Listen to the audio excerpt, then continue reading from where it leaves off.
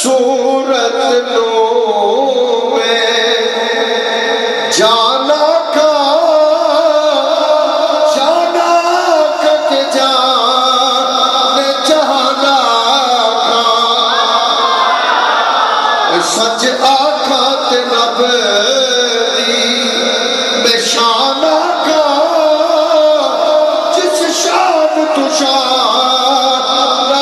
سب بڑیاں اور کیا اعلان کرتے فتوحا مکھڑا واللیل ظلف والشمس عدی پیشانی اور موٹے کملی کالی یار میرے دی نشانی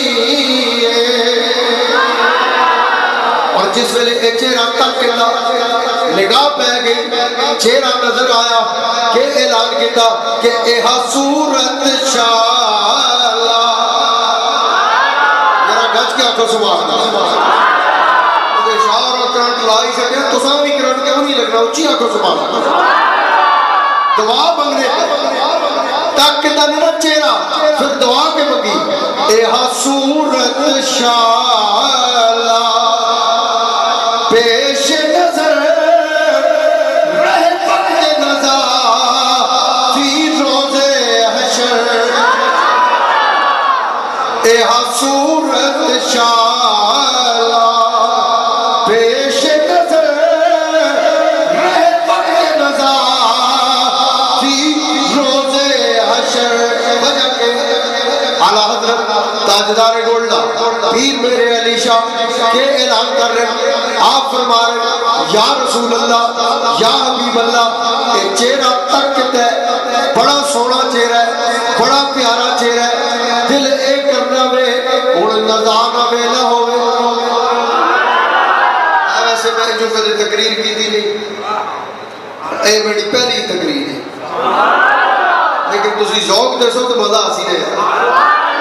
یا رسول اللہ اے چہرہ تک تے ان نظرہ وچ آ گیا ہے اس چہرے نے بڑی تعریف سنی ہے میں بڑا مقام سنے آیا اللہ جس چہرے نے تعریف کرے اور چہرہ کے جیا چہرہ اسی تاجدار گولڈا حضور نے بارگاہ کر کے عرض کے کر رہے یا رسول اللہ یا حبیب اللہ اور دل اے چانا وے نظانہ ویلا ہوئے اس ویلے بھی چہرہ سامنے ہوئے حشر ویلے بھی چہرہ سامنے ہوئے اسے بارو دعا مانگی کہ ایہا صورت شالا پیش نظر رہ وقت نظر فی روز حشر وچ قبر تے پل کہ فرمانے یا رسول اللہ قبر وچ بھی حشر وچ بھی ایک چہرہ نظر آئے اور پل صراط تو لگنے ہوا جس ویلے گزر ہوئے اس ویلے بھی چہرہ سامنے ہوئے وچ قبر تے پل دی او سی گزر سب کوٹیاں تھی سڑک تد کھریاں اور بکتا کوا سبحان اللہ اج ملک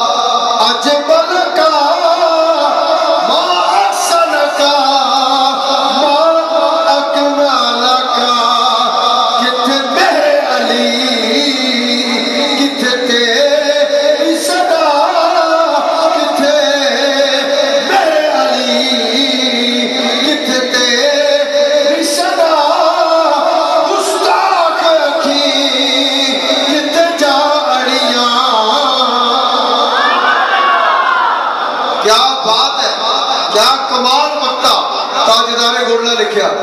انہاں اپنی اکھاں آکھیا اللہ گستاخ نہیں ہے وہ شہزادہ ہے رسول اللہ او شہزادہ رسول اللہ نے جڑا سرکار نہ منظور نظر خود حضور نہ منظور نظر تاجدار گولڑا پیر مہر علی شاہ یہ جڑا تو سچ کرنٹ آیا ہے نا یہ انہوں نے نگاہ نے یہ تاجدار گولڑا میں فیض آ رہا ہے ایویں گل نہیں بڑھنی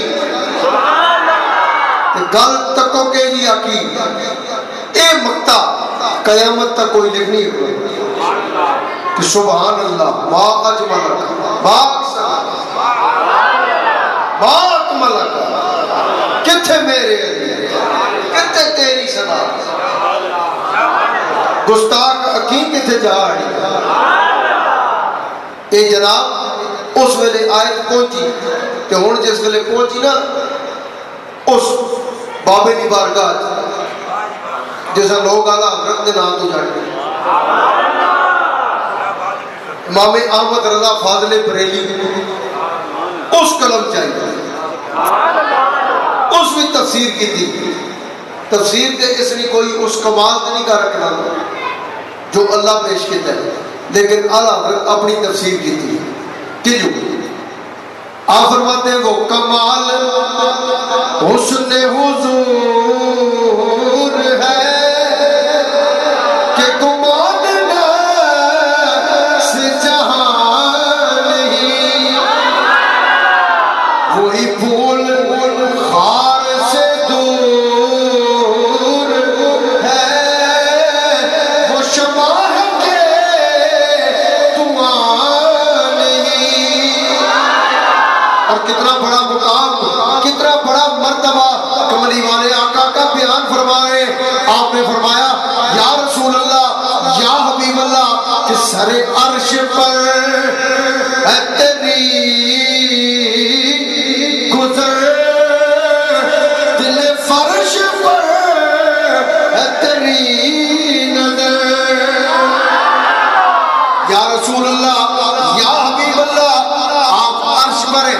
آپ سیر کے لیے گئے معراج کی رات کملی والے سیر کر رہے عرش پر گھوم رہے نیچے بلال غلام اٹھا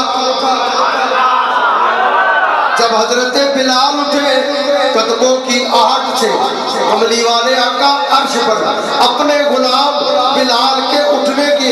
چلنے کی آواز سن رہے اعلیٰ حضرت تشبیہ کیا دے رہے اور دنیا والوں دیکھو آقا عرش پر ہے غلام فرش پر ہے لیکن عرش پر ہوتے ہوئے غلام کے دل میں جو بات ہے وہ عرش والا آقا جان رہا ہے کہ سر عرش پر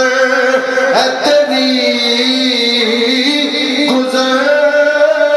دل فرش پر ہے تیری نظر ملکوت و ملک میں کوئی شے نہیں وہ جو تجھ پہ عیاں نہیں اور ساتھی شرادی ترجمہ کر کے بات ختم کر دی کہ بلغ اللہ بے کمال ہی کشف تجھا بے جمال ہی ساتھی شرادی وہ آقا کا غلام وہ کملی والے آقا کا غلام نعت لکھی بلغ اللہ بے کمالی کشفت تجھا بے جمالی حسنت جمیع خصالی اس شعر پر پہنچ کر اگلا شعر بن نہیں رہا رات کو سونے کا وقت آیا آنکھوں میں آنسو جاری ہے نعت لکھی ہے مکمل نہیں ہو رہی روتے روتے سو گئے جب سوئے ہیں بھاگ جاگے کملی والے آقا تشریف لے آیا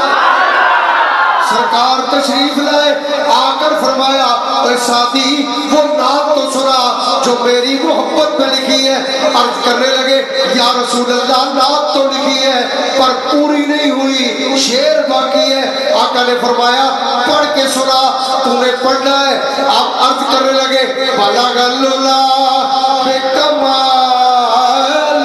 ہی کشف تجھا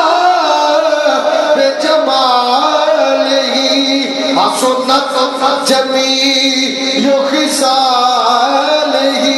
یہ شعر پڑا، سعدی شیرازی خاموش ہو گئے. آقا نے فرمایا اے سعدی چپ کیوں کرتا ہے، پڑھتا کیوں نہیں؟ صلو علیہ وآلہ،